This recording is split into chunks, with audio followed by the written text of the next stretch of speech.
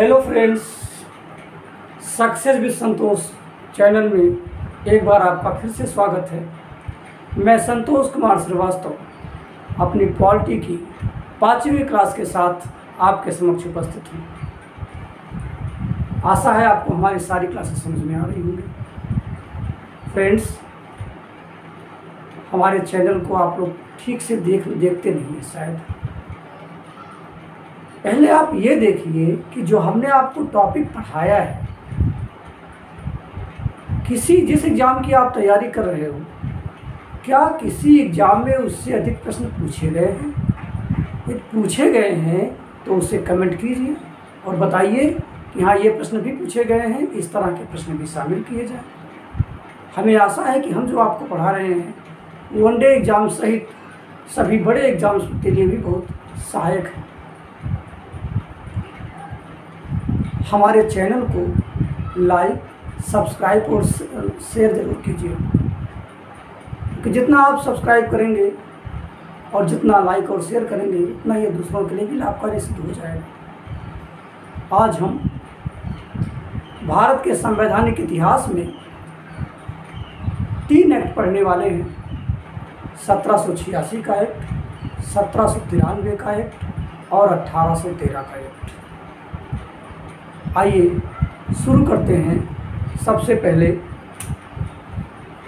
1786 का एक्ट। इसको पढ़ने से पहले हम कुछ आपको घटनाओं के बारे में बता रहे हैं, क्योंकि इस एक्ट को लाना ब्रिटिश पार्लियामेंट की मजबूरी थी। आपको पता है, यदि आप पढ़ते हैं तो आप विश्व के इतिहास में जब पढ़ते हैं तो आपको पता है कि अमेरिका ब्रिटेन के हाथ से निकल चुका था और भारत में भी वो धीरे धीरे कंपनी पर नहीं बल्कि राजनीतिक रूप से भी अपने प्रसार को बढ़ाने की कोशिश कर रहा था। यहाँ के शासन प्रशासन को अपने नियंत्रण में लेने की कोशिश कर रहा था, क्योंकि उसे डर था कि कहीं भारत पर भी इसका असर ना पड़े और भारत भी निकलने की कोशिश ना करने लगे। इसी कार्य के लिए लॉर्ड कॉर्नवालिस को यहाँ का गवर्नर जनरल बनाकर भेजा गया।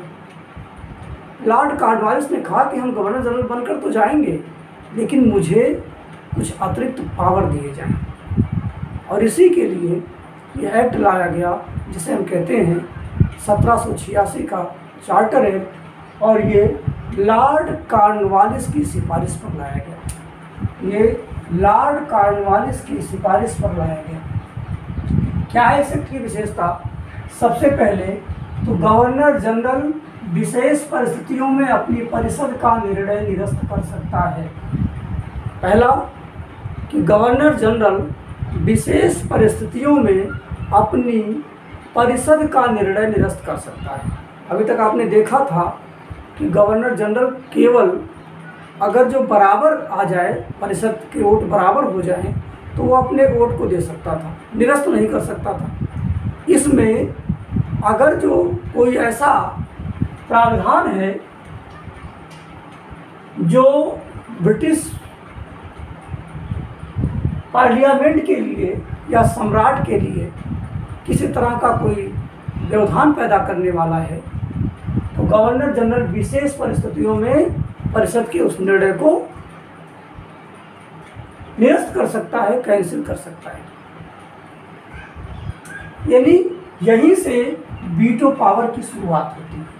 हम कह सकते हैं कि यहीं से वीटो पावर की शुरुआत होती है, और ऐसा करने वाला लॉर्ड कॉर्नवालिस पहली बार या पहला व्यक्ति बना। दूसरा, सेना के प्रधान की शक्तियां गवर्नर जनरल के पास रहेंगी। अभी तक आपने सुना था कि जो गवर्नर जनरल था उसके पास सेना के प्रधान की शक्तियां नहीं थी, लेकिन इस एक्ट के द्वारा सेना के प्रधान की शक्ति भी गवर्नर जनरल के पास आ गई।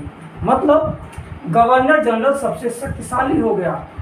और हम कह सकते हैं कि वह कौन सा गवर्नर जनरल था जो पहली बार सेना के प्रधान की शक्तियों के साथ गवर्नर जनरल बना? तो आपका उत्तर हो जाएगा लॉर्ड कॉर्नवालिस।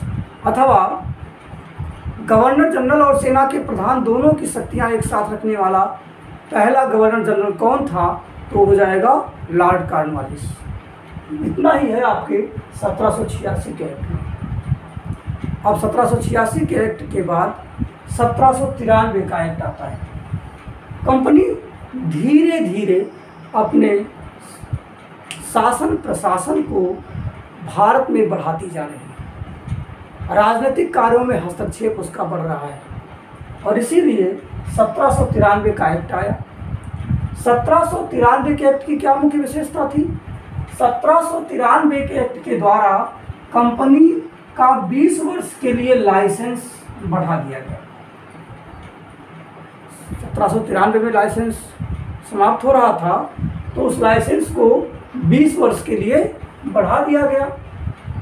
साथ ही साथ कंपनी के राजनीतिक कार्य केवल ब्रिटिश क्राउन के लिए हैं, ये भी पहली बार घोषणा की गई, लिखित घोषणा की गई कि जो कंपनी के राजनीतिक कार्य हैं वो केवल ब्रिटिश क्राउन के लिए हैं, जबकि कंपनी केवल प्रतिनिधि है। इसके पहले भी आपने पढ़ा था, 1784 में भी पढ़ा था इस चीज़ को, लेकिन तब वहाँ पे लिखित रूप में नहीं था। अब ये लिखित रूप में आ गया कि कंपनी के राजनीतिक कार्य ब्रिटिश क्राउन के लिए है और कंपनी प्रतिनिधि है।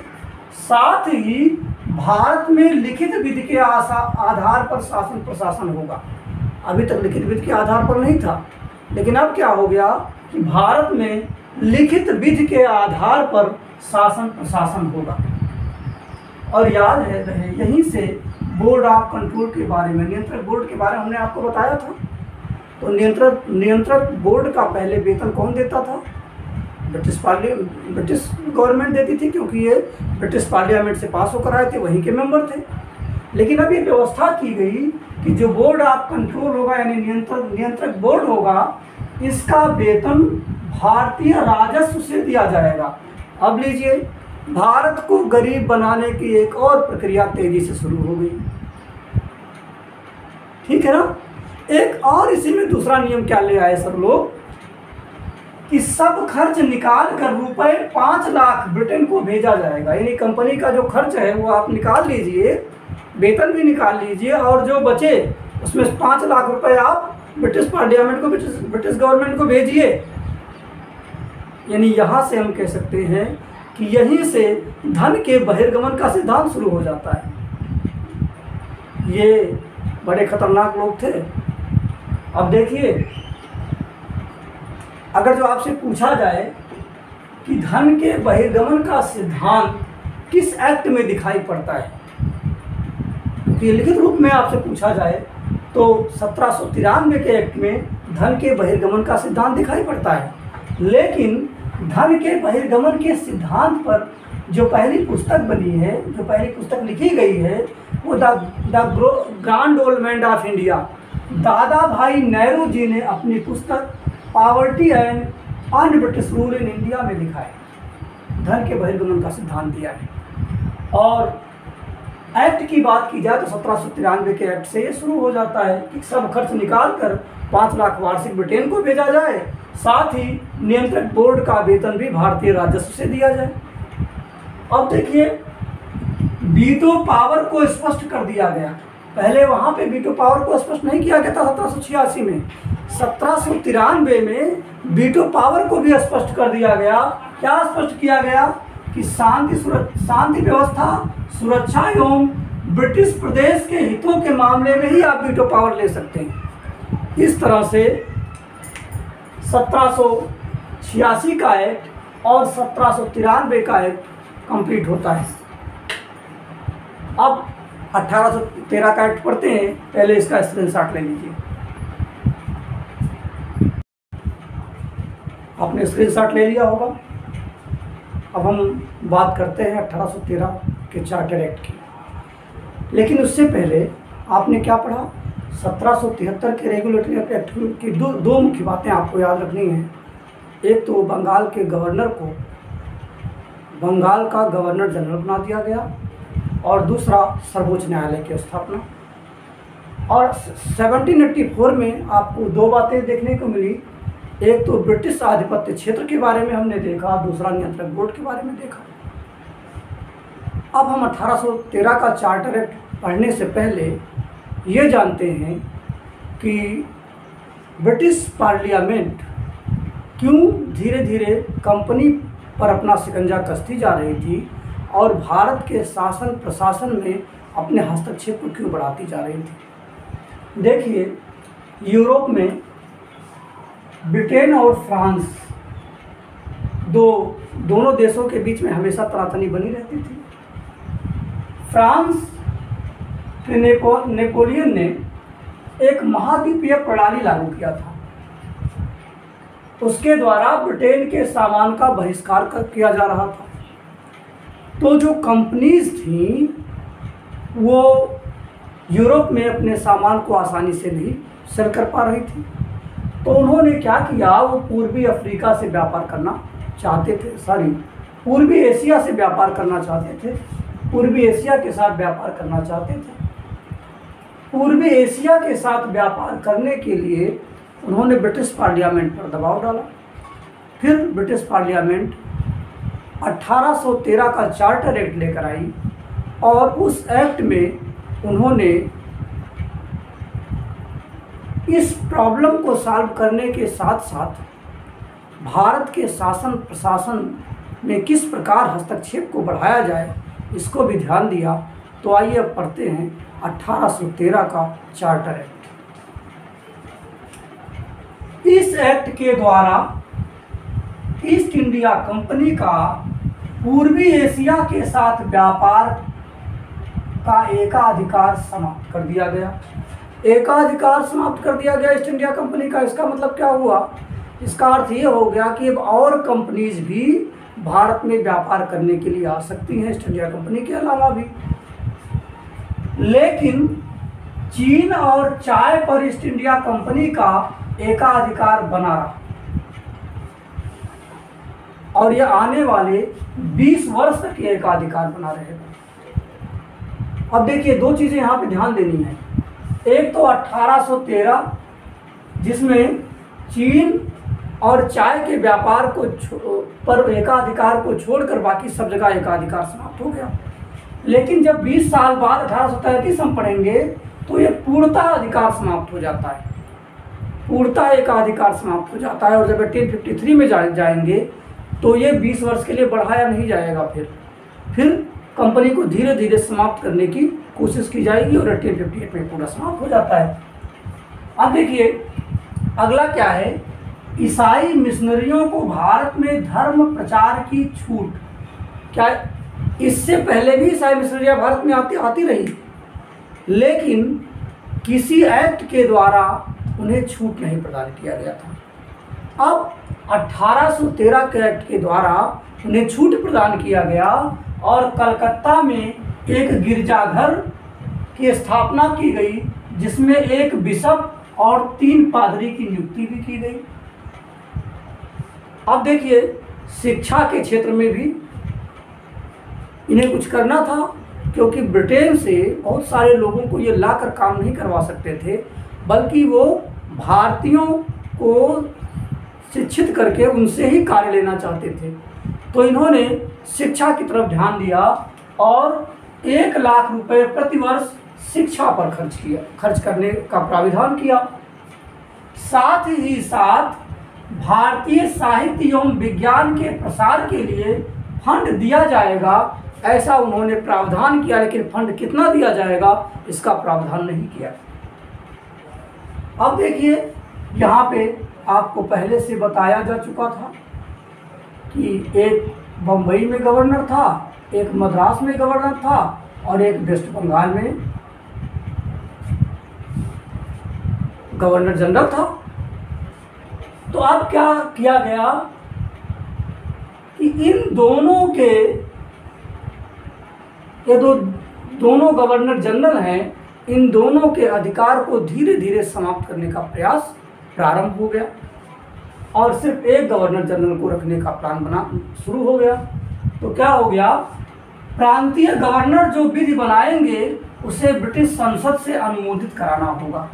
मतलब जो भी ये मुंबई और मद्रास के गवर्नर अपना प्रावधान बनाएंगे, गवर्नर जनरल के माध्यम से वो सबसे पहले ब्रिटिश संसद से अनुमोदित कराना होगा, तभी वो विधि लागू होगा, अन्यथा लागू नहीं होगा। अगला सम्राट की अनुमति से ही गवर्नर जनरल और प्रांतीय गवर्नर तथा सेना प्रमुख की नियुक्ति की जाएगी। हाँ, 1793 में ही जो गवर्नर जनरल सेना प्रमुख था उसको उस पद को समाप्त कर दिया गया था कि गवर्नर जनरल सेना प्रमुख नहीं रहेगा। तो जो मुख्य पद हैं गवर्नर जनरल का और प्रांतीय गवर्नर का और सेना प्रमुख का, ये तीनों ही पद अब सम्राट की अनुमति से ही भरे जाएंगे। मतलब कि अब धीरे धीरे कंपनी पर उन्होंने शिकंजा कसना शुरू कर लिया कि अब कंपनी के व्यक्ति नहीं रहेंगे बल्कि उनके ही व्यक्ति हर जगह धीरे धीरे होंगे, तभी तो कंपनी समाप्त होगी आगे चल के। अब देखिए, एक सबसे इम्पोर्टेंट पॉइंट है स्थानीय निकाय को कर लगाने का अधिकार। स्थानीय निकाय को कर लगाने का अधिकार, और यह आज भी है। जैसे तमाम तरह के स्थानीय कर लगाए जाते हैं, जैसे जल कर हो गया, हाउस टैक्स हो गया, ये सब जो आप देते हैं ये सब स्थानीय कर के माध्यम, जो आपके यहाँ का नगर निगम होता है या नगर पालिका होती है उसके माध्यम से लिया जाता है। तो स्थानीय निकाय को कर लगाने का अधिकार दिया गया। और आपको सबसे पहले ही बताया गया कि कंपनी की समय सीमा 20 वर्ष और बढ़ाई गई। पहले 1793 में 20 वर्ष बढ़ाई गई तो 1813 हुआ, अब फिर 20 वर्ष बढ़ाई गई तो क्या हो जाएगा 1833। तो अगला एक्ट जो हम पढ़ेंगे वो 1833 का एक्ट पढ़ेंगे, जो बहुत ही महत्वपूर्ण एक्ट है। अब इसमें जो प्रश्न पूछे जाते हैं वो सबसे महत्वपूर्ण प्रश्न यही है, एकाधिकार वाला प्रश्न। जैसे प्रश्न पूछा गया, अगर जो प्रश्न पूछा गया कि कंपनी का एकाधिकार किस अधिनियम से हटाया गया, तो भी आंसर 1813 होगा। कंपनी का पूर्णतः एकाधिकार या कंपनी का अधिकार, केवल एकाधिकार हटा करके केवल अधिकार शब्द लगा दिया तो उत्तर 1833 हो जाएगा। और पूर्णतः एकाधिकार कब समाप्त कर दिया गया तो भी उत्तर 1833 हो जाएगा। इतना याद रखिएगा, ये प्रश्न कभी गलत नहीं होने चाहिए। बस आज की क्लास में इतना ही। हमारे चैनल को लाइक, सब्सक्राइब और शेयर कीजिए, ज़्यादा से ज़्यादा शेयर कीजिए और अधिक से अधिक लोग इस क्लास को देखें, जिससे आने वाले सारे प्रतियोगी परीक्षाओं में आपको इसका लाभ मिल सके। आज के क्लास में बस इतना ही। अगली क्लास फिर जल्दी लेकर आपके समक्ष उपस्थित होंगे। तब तक के लिए धन्यवाद।